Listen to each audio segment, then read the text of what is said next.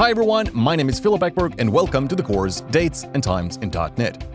I'm a principal consultant and CEO at a consultant agency operating out of Gothenburg in Sweden.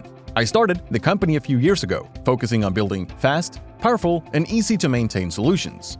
This course is for those of you that want to learn the fundamentals and mastering the art of working with dates and times in .NET, a topic commonly taken for granted, but often the cause of unexpected errors. We will cover everything that you need to know when working with dates and times.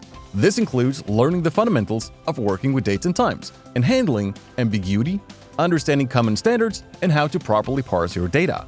You will also learn how to work with relative time and time periods, a result of which you get when, for instance, calculating the time difference between 2 points in time. Of course, we will also cover how time zones impacts your applications, how to handle this properly, and what to consider when parsing dates, which include or doesn't include the time zone information. Ultimately, our applications need to support users no matter which time zone they're in. The course will also give you tips and tricks along the way to make working with dates and times easier.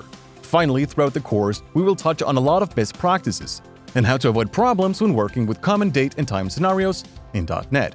By the end of this course, you will feel comfortable working with dates and times in your applications. This will allow you to build reliable applications no matter which time zone your user are currently in, as well as completely understanding why date and time ambiguity, parsing and storing data can very easily cause unexpected problems in your applications. Before beginning this course, you should be familiar with the C# syntax and how to build and run .NET applications. No other prior knowledge is necessary. You'll be able to follow along the course no matter if you're on Windows, Mac, or Linux. I hope you'll join me in this journey to learn all about the fundamentals through to mastering the art of working with dates and times, with the Dates and Times in .NET course at Pluralsight.